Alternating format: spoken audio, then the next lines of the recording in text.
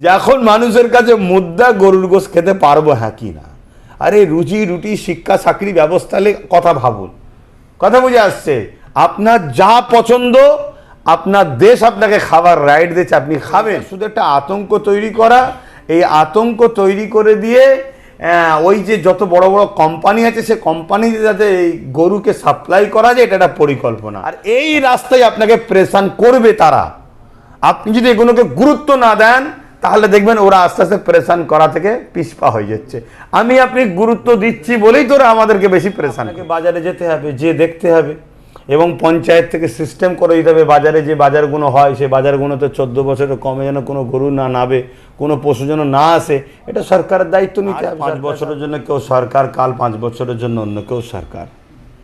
সরকার যদি ক্ষমতায় আসার পরে কোনো সংবিধান বিরোধী বা কোনো ধর্মীয় ভাবাবেগে আঘাত দেয়, সেটার জন্য আইন ব্যবস্থা, সংবিধানই আমাদেরকে রাইট দিয়েছে আন্দোলন করার, সেটা আলাদা রাস্তা।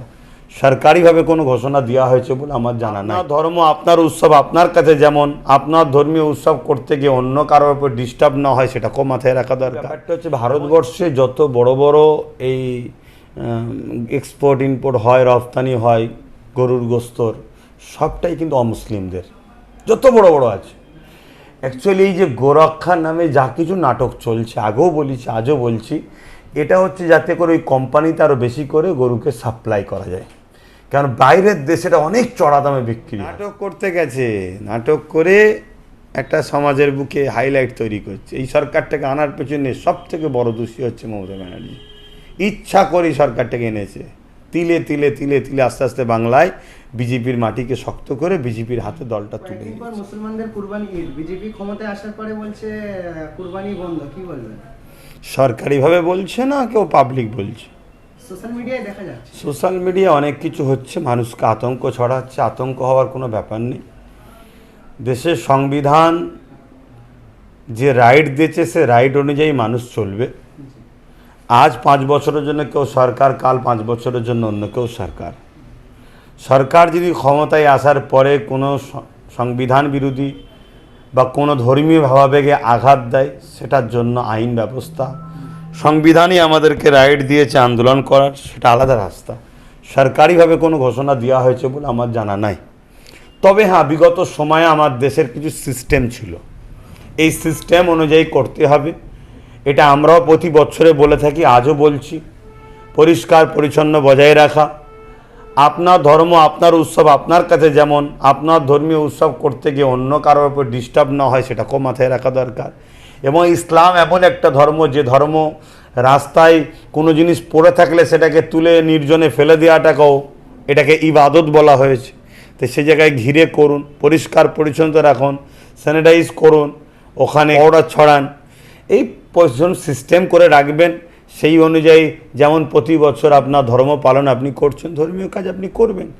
হ্যাঁ, আমার দেশের কিছু সিস্টেমগুলো বিগত দিনও ছিল, আজও সেই সিস্টেম আছে। নতুন করে কোনো পরিবর্তন এনেছে এই সরকার, এনে কিছু বলেছে এমন কোনো রিপোর্ট তো জানা যাচ্ছে না। শুভেন্দু অধিকারী মুখ্যমন্ত্রী পদে বসার পরে উনি একটা কথা বলেছে যে 14 বছরের ঊর্ধ্বে যে গরুগুলো আছে সেগুলোকে জবাই করা যাবে, তার মানে যেগুলো কম বয়স সেগুলোকে করা যাবে না। এটাকে কোন চোখে দেখছেন?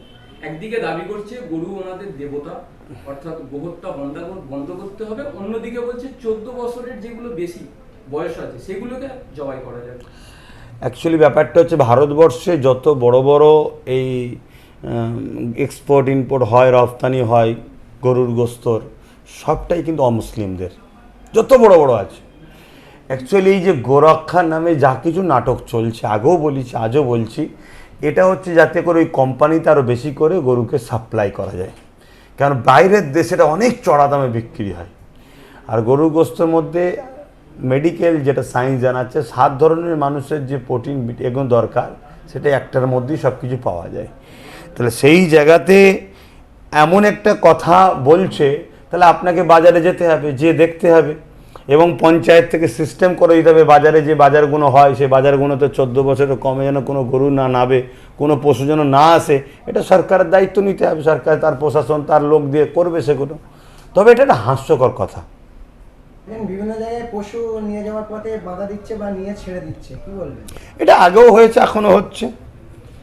কিছু গোরক্ষা বাহিনীর নামে বিগত সরকারের সময় দেখেছিলাম কি বলে ওই বাঁকুড়াতে বয়স্ক মুরব্বীদের মানে বয়স্ক 60-70 বছর বয়স, বেশি তো কম নয়, তার গলায় রশি দিয়ে বেঁধে টানাটানি করেছে, মারধর করেছে আর করেছে। আজও হচ্ছে, এটা চলছে। কিন্তু বললাম তো, এটা শুধু একটা আতঙ্ক তৈরি করা। এই আতঙ্ক তৈরি করে দিয়ে ওই যে যত বড় বড় কোম্পানি আছে, সে কোম্পানিতে যাতে এই গরুকে সাপ্লাই করা যায়, এটা একটা পরিকল্পনা। আর সবচেয়ে বড় বিষয় হচ্ছে, আমার ভাবতে অবাক লাগছে যে এখন মানুষের কাছে মুদ্রা গরুর গোশ খেতে পারবো হ্যাঁ কি না। আরে রুজি রুটি শিক্ষা চাকরি ব্যবস্থা কথা ভাবুন, কথা বুঝে আসছে। আপনার যা পছন্দ, আপনার দেশ আপনাকে খাবার রাইট দিচ্ছে, আপনি খাবেন, কথা বুঝে আসছে। এটা নিয়ে এত প্রেশান হওয়ার কিছু নেই। যত প্রেশান হবেন, আর এই রাস্তায় আপনাকে প্রেশান করবে তারা। আপনি যদি এগুলোকে গুরুত্ব না দেন, তাহলে দেখবেন ওরা আস্তে আস্তে প্রেশান করা থেকে পিছপা হয়ে যাচ্ছে। আপনি গুরুত্ব দিচ্ছি বলেই তোরা আমাদেরকে বেশি প্রেশান করছে। সংখ্যালঘু মন্ত্রী বলছে খারিজি মাদ্রাসা বন্ধ করে দেওয়া হবে, কি বলে?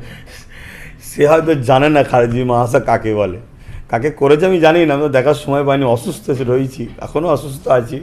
তবে যাকে সংখ্যালঘু মন্ত্রী করেছে, সে সংখ্যালঘু মন্ত্রী হওয়ার হয়তো উপযুক্ত নয়, সে জানে না খারিজি মাদ্রাসা কাকে বলে, এই জন্য বলে দিচ্ছে বন্ধ করে দিতে হবে। তো কথা বুঝে আসছে, অর্থাৎ তাকে জানাতে হবে খারিজি মাদ্রাসা কাকে বলে।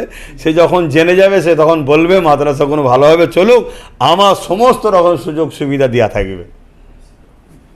আমরা দেখলাম রাজ্যে বিজেপি সরকার আসলো এবং আসার পরে আমরা দেখলাম বুলডোজার কাণ্ড, যেটা প্রকাশ্য হুঁশিয়ারি আমরা অন্যান্য রাজ্যে দেখেছিলাম, সেটা এখানে শিয়ালদা থেকে তপসিয়া কোনো জায়গায় বাদ পড়লো না বুলডোজারের কাণ্ড চলছে। এটাকে কোন চোখে?